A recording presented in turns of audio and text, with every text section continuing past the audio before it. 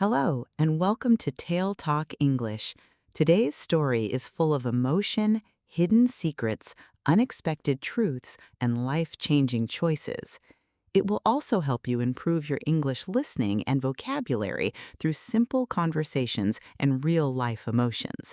As you listen, try to imagine every scene, every expression, and every feeling. This is the story of a woman who married a poor man only to uncover his shocking secret. My name is Jennifer Anderson. I am 28 years old and I work as a junior architect in a busy city. My job is to help design small buildings, cozy cafes, family homes, and community spaces. I have always loved drawing, so becoming an architect felt like a dream come true. The salary is not amazing, but I enjoy every project I work on. Every new building starts as a simple idea, and I love watching that idea become something real. I live alone in a small apartment close to my office. It is not fancy, but it is comfortable. Every morning I wake up early, make myself a cup of coffee, and walk through the busy streets to work. My life was simple. I believed that happiness came from kindness, honesty, and love, not from expensive cars or large bank accounts. At least, that was what I believed before everything changed. It all started on a rainy Thursday evening. That day had been difficult. A meeting with an important client had gone badly, and my manager looked disappointed. I spent the entire afternoon thinking about my mistakes. When I finally left the office, heavy rain was falling across the city. Within minutes, my shoes were completely wet. I noticed a small coffee shop across the street and hurried inside. The warm air immediately made me feel better. The smell of fresh coffee filled the room while soft music played quietly in the background. People were talking, reading books, or working on their laptops. That was when I noticed him. He was sitting alone beside the window. He wore a simple gray sweater and dark jeans that looked a little old. His black hair was slightly messy, and a thick book rested in his hands. Unlike everyone else, he wasn't looking at his phone. He looked peaceful, completely peaceful. Outside, the rain hit the windows, but he simply smiled as he turned another page of his book. For some reason, I couldn't stop looking at him. Maybe it was his calm expression, maybe it was the quiet confidence in his eyes, or maybe it was something I couldn't explain. I walked to the counter and ordered a coffee. Then my heart suddenly dropped. My wallet was gone. I searched every pocket of my bag. Nothing. I searched again. Still nothing. People waiting behind me began to sigh impatiently. "I'm so sorry," I whispered to the cashier. "I must have left my wallet at the office." Before I could say anything else, a calm voice spoke behind me. "I'll pay for it." I turned around. It was the man from the window. He smiled politely. "It's only one coffee," he said. "You can buy me one another day." "I can't let you do that," I replied. "You can," he answered with a gentle laugh. "Otherwise your coffee will get cold." His voice sounded warm and sincere. There was no pride, no expectation, just kindness. I thanked him, accepted the coffee, and sat at a nearby table. A few minutes later, he walked over holding his own cup. "May I?" he asked. I nodded. "My name is Joshua," he said. "I'm Jennifer." For the next hour, we talked as if we had known each other for years. We spoke about books, travel, childhood memories, favorite movies, and dreams for the future. Joshua listened more than he spoke.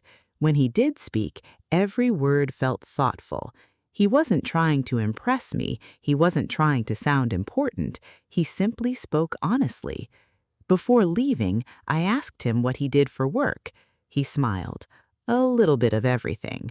"What does that mean?" I said. "Some delivery work, some repair jobs, whatever helps me pay the bills." His answer surprised me. Most people would have sounded embarrassed, but Joshua didn't. He seemed completely comfortable with his life. As we left the cafe, he smiled. So, yes, I asked. You still owe me a coffee, he said. I laughed. I guess I do. A week later, we met again, then again. Soon, our coffee meetings became part of our weekly routine. Sometimes we walked through the city park after dinner. Sometimes we visited bookstores. Sometimes we sat beside the river and talked for hours. With Joshua, silence never felt uncomfortable. It felt peaceful. One evening, I asked him something that had been on my mind. Don't you ever want a different job? He looked toward the river before answering. I've learned something, he said quietly. What? I asked. People spend so much time chasing more money that they forget to enjoy the life they're already living. I thought about his words for a long time. They sounded simple, but they also sounded true. The more time we spent together, the more I realized something. I was falling in love. Not because he was exciting, not because he was successful, but because I felt safe whenever he was near. Not everyone shared my happiness. My older sister, Sharon, disliked Joshua from the very beginning. One Sunday, my family gathered for dinner at my parents' house. Everything was going well until my mother asked, "So, Jennifer, are you seeing anyone these days?" I smiled. "Yes." My mother looked pleased. "Tell us about him." "His name is Joshua," I said. "What does he do?" Sharon asked immediately. "He works different jobs," I replied.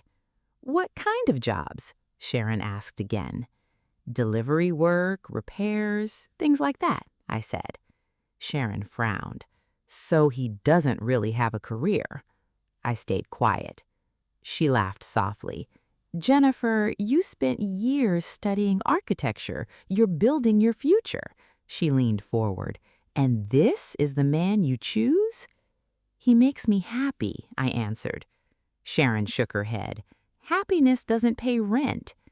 Dad remained silent. Mom looked worried. No one defended Joshua. The conversation changed, but I could still feel everyone's disappointment. Later that night, Sharon followed me outside. "You deserve better," she said. "I already have someone wonderful," I replied. "You only think that because you're in love," she said. "I know what I'm doing," I answered. She crossed her arms. "No," she replied quietly, "I don't think you do."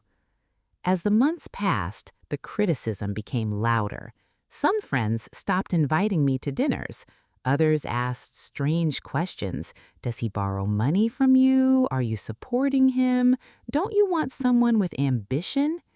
Every time I told Joshua about these conversations, he smiled the same quiet smile. "People only see the surface," he said. "Doesn't it bother you?" I asked. "Not really," he replied. "Why?" I asked again. "Because the opinions of strangers don't decide who I am." His answers always amazed me. Sometimes I wondered how someone could stay so calm while everyone judged him. Then one evening, during a walk beneath the city lights, Joshua suddenly stopped. He looked directly into my eyes. "Jennifer," he said softly. "Yes?" I said. "My life isn't as simple as it seems." I waited. He remained silent for a moment. "If you stay with me," he continued, "people may judge you even more." I reached for his hand. "I don't care what people think." He looked at me for several seconds. Then a small smile appeared, a smile that somehow looked both happy and sad. A week later, Joshua asked me the question that changed my life forever. "Jennifer," he took a deep breath, "will you marry me?" Without hesitation, I smiled through happy tears. "Yes." But neither of us knew that our engagement would become the beginning of a secret greater than either of us could imagine. The weeks before our wedding were not happy. Instead of receiving congratulations, I received warnings. Every phone call from my sister Sharon sounded the same. Please think again, she said one afternoon. You still have time to cancel everything. I'm not canceling my wedding, I said. You don't know who this man really is, she replied. I know enough, I answered. No, she replied, you only know what he wants you to know. Her words stayed in my mind long after the call ended. For a moment, I wondered if she was right. Not because I doubted Joshua's kindness, I never doubted that. But when I thought about his life, I realized I knew very little. He never talked about his childhood. He never mentioned old friends. He rarely spoke about his family. Whenever I asked, he gently changed the subject. Still, I trusted him. Or at least, I believed I did. Our wedding was small, very small. We rented a quiet garden beside an old stone church just outside the city. The ceremony was simple. White flowers decorated the chairs, soft music played in the background. The afternoon sun shone through the trees, making everything look warm and peaceful. I wore a simple white dress. It wasn't expensive, but I loved it. Joshua wore a dark blue suit that fit him perfectly. When I saw him waiting for me, he smiled with the same gentle smile that had made me notice him in the coffee shop many months earlier. For a moment, nothing else mattered. Not the opinions, not the criticism, only us. My parents attended the ceremony, although they still looked uncertain. My mother smiled through her tears. My father quietly shook Joshua's hand before the ceremony began. Sharon arrived late. She wore a beautiful green dress, but her expression was cold. She barely looked at Joshua. During the ceremony, she kept her arms crossed as if she wanted to be anywhere else. Still, I hoped that one day she would understand. The ceremony ended with applause. Joshua and I exchanged rings, and when the officiant announced us as husband and wife, everyone clapped politely. I looked at Joshua. His eyes were filled with emotion. Mine were too. For one perfect moment, I believed our difficult days were finally over. Then I noticed something strange. Near the entrance stood a tall man wearing a black suit. He wasn't smiling. He wasn't talking to anyone. He simply watched Joshua. His expression was serious, almost protective. I looked toward Joshua. The moment he saw the man, his face changed. Only for a second, his smile disappeared. His shoulders became stiff. Then, almost immediately, he smiled again. It happened so quickly that anyone else might have missed it, but I saw it. A cold feeling slowly spread through my chest. Who was that man, and why had Joshua reacted that way? After the guests began leaving, I searched for the man. He had disappeared. I looked around the garden. Nothing. It was as if he had never been there. As Joshua and I walked toward our car, I finally asked, "Joshua?" "Yes," he replied. "Who was the man in the black suit?" I asked. He stopped walking for a moment. Then he smiled. "What man?" "The man standing near the entrance," I said. He looked confused. "I didn't notice anyone." His answer came too quickly, too naturally. It felt practiced. I wanted to ask again. Instead, I stayed quiet. Our new home was a small apartment on the third floor of an older building. It wasn't modern. The furniture was simple. The kitchen was tiny. The living room held an old sofa, a wooden bookshelf, and a small table beside the window, but everything was clean. Everything was carefully organized. "It isn't much," Joshua said with an embarrassed smile. "It's perfect," I replied, and I meant it. That evening, we cooked dinner together. We laughed while trying to make homemade pasta. We talked about our honeymoon, even though we couldn't afford one. Life felt normal again. Almost. The first month of marriage passed quietly. Every morning I left for work. Every evening I came home. Joshua's schedule was different. Sometimes he left before sunrise. Sometimes he returned after dark. His working hours changed every day. One evening I asked him while we washed the dishes, "What kind of repair jobs are you doing these days?" "Oh, different things," he said. "Where?" I asked. "Around the city," he replied. "Which company?" I asked again. He smiled. "No company." "Who hires you?" I asked. "People," he said. He laughed softly as if the conversation wasn't important, but I noticed something. Every answer was short, very short. He never explained anything. One Friday afternoon, I finished work early because I had a terrible headache. When I reached our apartment building, I expected it to be empty. Instead, I heard voices inside. I quietly unlocked the door. Someone was talking. One voice belonged to Joshua, the other voice belonged to a man. "I already told you," Joshua said firmly. "It's too soon." The stranger answered, "You can't keep delaying this forever." "I know," Joshua said. "They deserve to know," the stranger said. "I'll decide when the time is right," Joshua replied. My heart began beating faster. What were they talking about? Who deserved to know what? I stepped closer. Suddenly, a chair moved. I quickly opened the front door loudly to make it sound like I had just arrived. The apartment became silent. When I entered the living room, only Joshua was there. He looked surprised. "You're home early." "I wasn't feeling well," I said. He immediately walked toward me. "Are you okay?" "I'm fine," I replied. I looked around. There was someone here. He hesitated. "My friend?" "Where is he?" I asked. "He left," he replied. "So quickly?" I said. He nodded. "Who is he?" I asked. "You don't know him," he said. Again, the same answer. Simple, careful, incomplete. That night, I couldn't sleep. Questions filled my mind. Who was the man? Why had they stopped talking the moment I arrived? And why did Joshua always avoid answering my questions? The next morning, I decided not to think about it anymore. Maybe I was imagining things. Maybe marriage simply takes time. Maybe I needed to trust him more. Then my phone rang. The number was unfamiliar. Normally, I ignored unknown numbers. This time, I answered. "Hello?" A woman's voice spoke quietly. "Is this Jennifer Anderson?" "Yes," I replied. "My name isn't important," she said. I sat down slowly. "What do you want?" There was a short silence. Then she spoke again.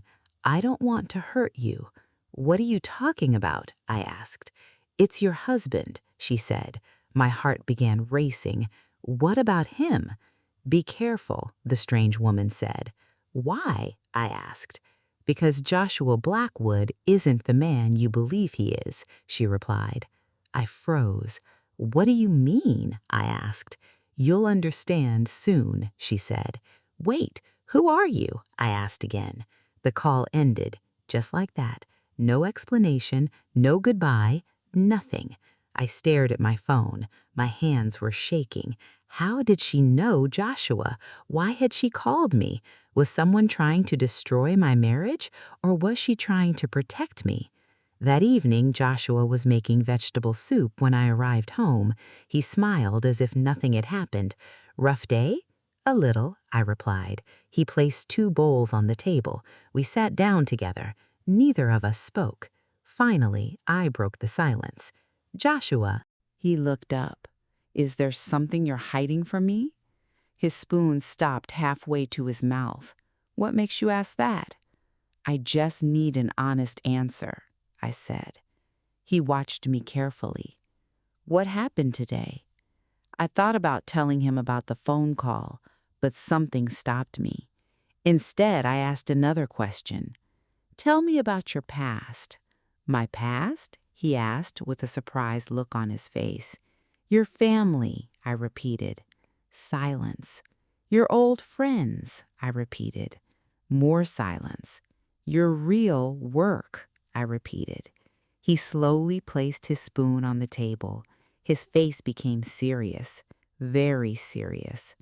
"There are things," he said quietly, "that are better left in the past." I stared at him. "I'm your wife." "I know," he said. "Then why won't you tell me?" I asked again. He looked down. "If I tell you everything." He stopped speaking. "What?" I asked. "Everything will change," he said.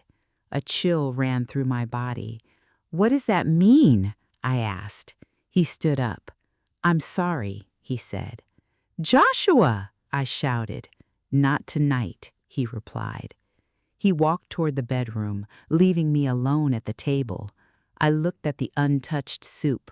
I suddenly realized something. I loved my husband, but I didn't know who he really was. That night, I barely slept. Before sunrise, I heard Joshua getting dressed. "I'll be home late," he whispered before leaving. As soon as the apartment door closed, I made a decision, one that could change my life forever. I grabbed my coat, I quietly left the apartment, and I began following my husband. I needed answers, no matter what the truth might be. I stayed several steps behind Joshua as he walked through the quiet morning streets. The city was slowly waking up. Coffee shops were opening, people hurried to work with cups of coffee in their hands. Buses stopped every few minutes, filling the streets with noise. Joshua walked calmly, just as he always did. Nothing about him seemed unusual. For a moment, I wondered if I was making a terrible mistake. Maybe I should have trusted him. Maybe I should have gone to work instead. But then he turned onto a street I had never seen him use before. He didn't walk toward the neighborhoods where he usually said he repaired houses. Instead, he headed toward the city's business district. The buildings became taller, the sidewalks became cleaner, luxury cars waited outside modern office towers. I continued following him from across the street. Finally, he stopped. I froze. In front of him stood one of the tallest buildings in the city. Its glass walls reflected the morning sunlight. A large silver sign stretched across the entrance. Blackwood Holdings. I whispered the name to myself. Blackwood. It sounded strangely familiar. Before I could think any further, two security guards opened the front doors. The older guard smiled respectfully. "Good morning, Mr. Blackwood." "Mr. Blackwood?" My heart nearly stopped. Joshua gave a small nod. "Good morning." Then he walked inside as though he belonged there, not like a visitor, like the building belonged to him. I stood across the street, unable to move. Nothing made sense anymore. After several minutes, I forced myself to cross the road. My legs felt weak. Inside, the building looked more like a luxury hotel than an office. Bright marble floors stretched across the lobby. Modern artwork decorated the walls. Employees wearing elegant suits greeted one another politely. Everything felt expensive. Everything felt important. I walked toward the reception desk. A young woman smiled warmly. "Good morning. How may I help you?" I'm looking for Joshua." She smiled. "Mr. Blackwood?" I swallowed nervously. "Yes." "Do you have an appointment?" she asked. I took a deep breath. "I'm his wife." The woman's eyes widened slightly. She immediately stood up. "One moment, please." She picked up the phone and quietly spoke to someone. Only a few seconds passed before the private elevator doors opened. Joshua stepped out. But he didn't look like the man who had left our apartment.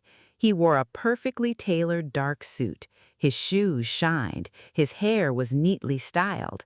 He looked confident, powerful. For the first time since we met, he looked like someone completely different. Our eyes met. His calm expression disappeared. "Jennifer."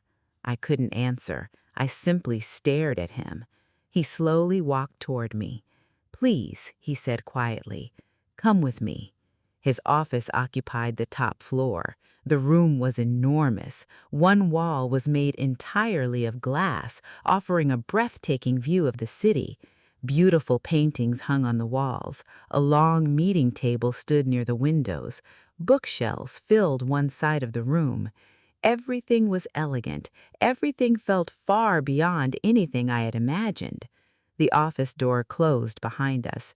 Neither of us spoke for several seconds. Finally, I broke the silence. "No more lies. My voice shook, but I didn't look away. No more excuses. He slowly nodded. You're right. He walked toward the window before speaking. My full name is Joshua Alexander Blackwood. I remained silent. I own Blackwood Holdings. The words echoed inside my mind. You own this company? Yes, he replied. But I struggled to breathe. You told me you repaired houses.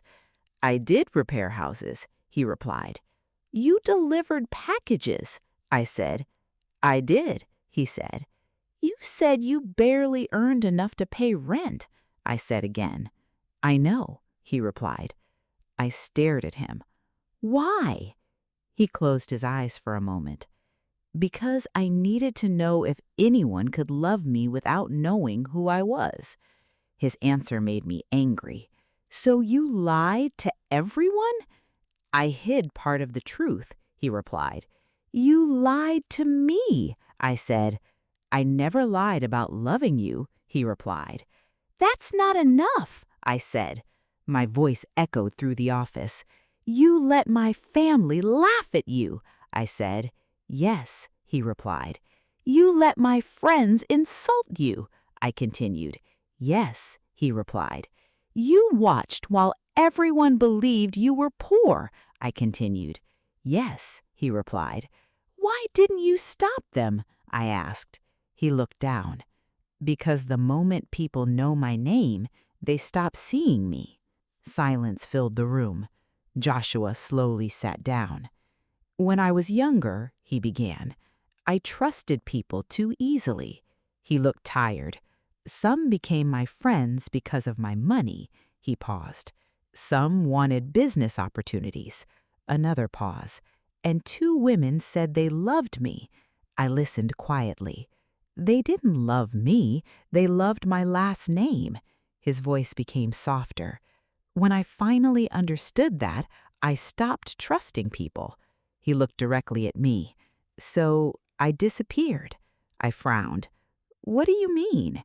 I left this life for nearly 2 years, he replied. He smiled sadly.